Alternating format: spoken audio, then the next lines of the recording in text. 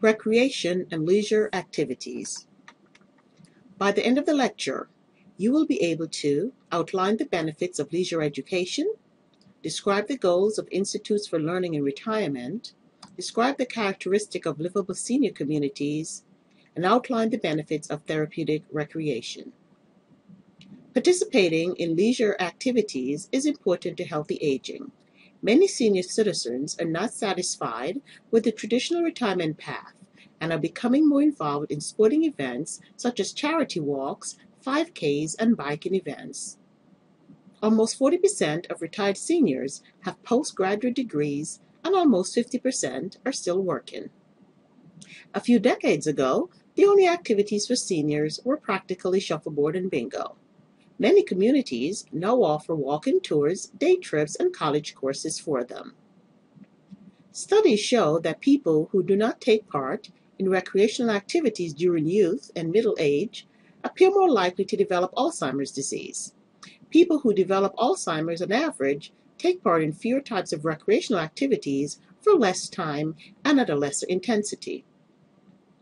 In their early years, seniors without Alzheimer's were more likely to devote more hours per month to leisure pursuits, favor intellectual or physical activities such as theater and sport, over passive pastimes such as watching television.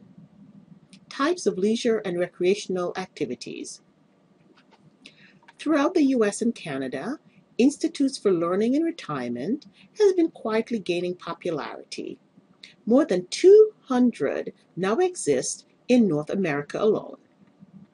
The goals of ILR are learners become members, taking responsibility for the program. A special collegiality exists because classmates are typically age 55 and over and live in the local community. Social interaction is encouraged in various ways through structured recreation, unstructured, and informal gatherings. They use a peer-led model that embraces learner as self-motivated critical thinker with added value of learning as part of a group. Leisure education can enhance a sense of independence and improve psychological well-being among the elderly. The ability to exercise control over one's life is critical to both psychological and physical health. When people give up personal control, they become helpless and lose a sense of purpose in life as well as the will to live. Programs are needed that are likely to enhance a sense of control and competence. Characteristics of livable senior communities. A livable senior community should provide municipal support for the independence of older residents, such as public transportation, driving, walking, shopping, municipal features and services, including leisure facilities, and housing. Public transportation.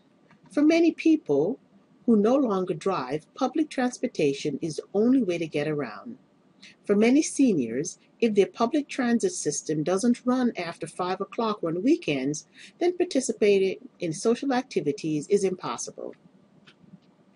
Bus and train fares need to be affordable for seniors, and there must be adequate lighting and safety at bus stops. The schedules and maps need to be readable to aging eyes. Older residents need to move about safely and easily. Are there sidewalks and pedestrian crosswalks? Are they kept free of snow, ice, and other hazards? Are street signs present and visible to guide people through the neighborhoods? Does community have adequate handicap parking? And are parking violations enforced? Shopping. For most people, shopping is a necessity. For others, it's a social activity. The proximity of grocery stores, pharmacies, banks, dry cleaners, restaurants, and other shops is especially important to older people. Stores should offer special services such as carry-out, delivery, and motorized shopping carts. Housing has the largest influence on whether older people will be able to stay active and independent in their communities. Houses need routine maintenance. Physical modifications may need to be made to doorways, bathrooms, and countertops to accommodate wheelchairs, etc. Remodeling homes is an added financial burden on families. New zoning laws may affect the ability to modify a current home and affect whether the community supports a variety of appropriate housing. Municipal features and services.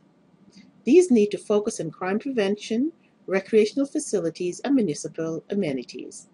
Does the community have neighborhood police stations? Do local agencies perform in-home safety checks for older residents?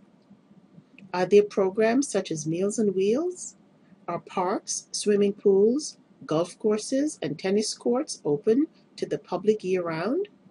Do local movie theaters offer earphones for hearing assistance?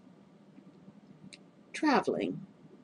Travel provides opportunities to get hands-on education and enjoy a fun-filled experience.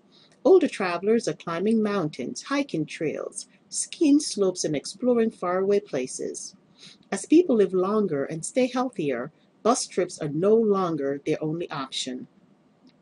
They're also surfing the internet in search of bargains and deals that are only available to those who are over 50.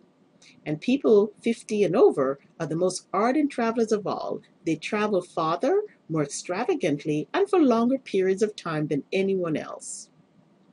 When traveling, seniors should remember to take along their medication in their purse or carry-on. They should also, while traveling, take stretch breaks often, avoid alcohol and caffeine, and pack lots of snacks, especially if traveling by plane. Gambling. Senior citizens who frequent riverboat casinos and bingo parlors to escape boredom may be more prone to developing gambling problems than younger adults. Older adults are a prime target for the gambling industry. Casinos court older adults with cheap buffets, free transportation, money-back coupons, and other discounts. Casinos provide an insulated, artificial environment with employees trained to know customers' names. Most older gamblers have a predetermined limit and quit betting when that money was gone. However, there is a group who is isolated, lonely, and bored who tends to have more problem with gambling. Senior day centers. These centers allow them to be more creative and productive during their leisure hours, and they also help with emotional and physical rejuvenation. Some specialize in care for seniors with cognitive problems and dementia. Senior Olympics. These are held throughout the nation and provide athletes over age 50 the chance to compete regionally in sporting events, such as senior golf and tennis tournaments, and many set goals to improve every year. Volunteering. Many seniors get great benefit from volunteering. Local hospitals, hospices, and adult daycare facilities need volunteers to visit with seniors who are lonely and unable to get out. Almost all hospitals use senior citizens to volunteer for such things as manning the information desk to working in the gift shop. Senior ministries. Seniors are getting more involved in their faith communities. Churches, temples, and other houses of worship need to be more creative and provide more than a free meal. And some of these communities have senior clubs, field trips, cruises, camps, seminars, and workshops. Therapeutic recreation. Therapeutic recreation, or TR, utilizes activities as a form of treatment for persons who are physically, mentally, or emotionally disabled. TR can improve physical, cognitive, emotional, and social functioning and increase independence for disabled individuals. TR helps those with autism, spinal cord injury, stroke, traumatic head injury, cardiac disorder, diabetes, chronic pain, visual and hearing impairment, asthma, cystic fibrosis, cancer, HIV/AIDS, Alzheimer's, and cognitive impairment.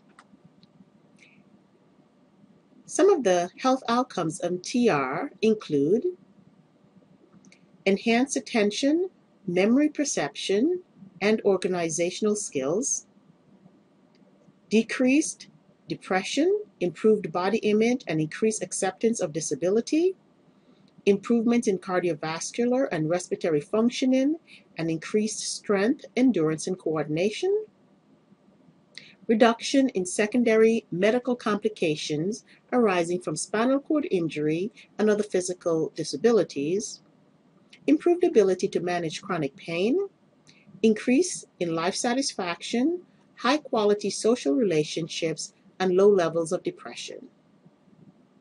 Increase self-efficacy, self-confidence, and acceptance of disability. Ability to utilize activity to cope with stressors related to hospitalization and decreased social isolation.